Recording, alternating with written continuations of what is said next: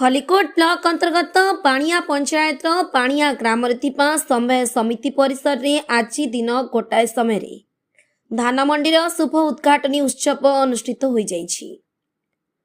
समय समिति संपादक प्रलय चंद्र पट्टनायक अध्यक्षतार अनुष्ठित यह उद्घाटनी उत्सव में मुख्य अतिथि भाव खलिकोट विधायक पूर्णचंद्र सेठी, सम्मानित अतिथि भाव बाणिया सरपंच एस सावित्री, कृषक साथी बांछा निधि गौड़ प्रमुख जोग देथिले। पर विधायक श्री सेठी धान मंडीर शुभ उद्घाटन करथिले। यह उद्घाटनी उत्सव में अंचल बहु संख्यार चाषी माने उपस्थित रही सहयोग करथिले। कौन आज बाणिया पार्श्व मंदिर शुभ उद्घाटन होछि। खलिकोट ब्लॉक रे केते मंडी शुभ उद्घाटन आ कोन केते बाकी अछि। मु तो अंत खलिकोट ब्लॉक रो 10-12टी मंडी उद्घाटन कली किसी मंडी उद्घाटन करिवार अछि। जार जो जो सुविधा देखिकी से मैंने डाकिले मु जाइकरी उद्घाटन करुछि। चाषी भाई मान केमती भल हम लोकंकर धान केमती जीव लोक जमी हैरान हरकत हेबेनी ताकू आम मॉनिटरिंग कर कौन रही सरकार स्वतंत्र सुविधा कौन रही चाषी केमती सुविधा धान दब धान तार उपयुक्त सहायता मूल्य पाइबा। हाँ आमर सरकार बर्तमान डिक्लेयर करचंती चाषी धान देवार 48 घंटा 24 रु 48 घंटा भितर तार समस्त प्राप्य ता खाता को जीव।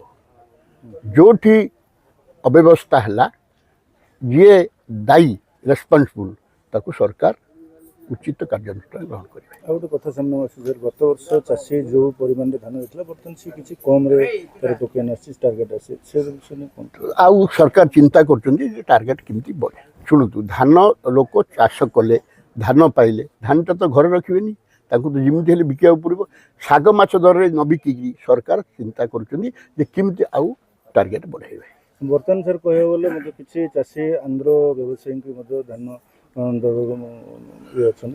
शुणु यहाँ कथा जेहेतु आमर यहाँ टे विलम्ब हो गला 22 तारीख ठू मंडी आरंभ होलानी कि भितर सत कथा कह गले ता भितर मिलर मानकर किसी गोटे डिफरेन्स ऑफ ओपिनियन थिला ताकू सरकार काली सॉर्ट आउट कर आशा तथा विश्वास एटा चंचल ये हो लोक आंध्र को धान देवेनी। आंध्र को आंध्र कहीं नेबापी आसूची आपण मैंने जानते आंध्र कहते छत्तीसगढ़ जेहेतु आमे 800 टंका बोनस दौचु लोक ताकू टिके अपेक्षा करि पना तेणुक शाग माछ दर नहीं जाऊँ। बर्तमान एमती परिस्थिति होती छत्तीसगढ़ रु आंध्र रु आम ओडिशा को धान आसुची 800 टंका आ धान को धान चाष को किए मुह फेरु ना।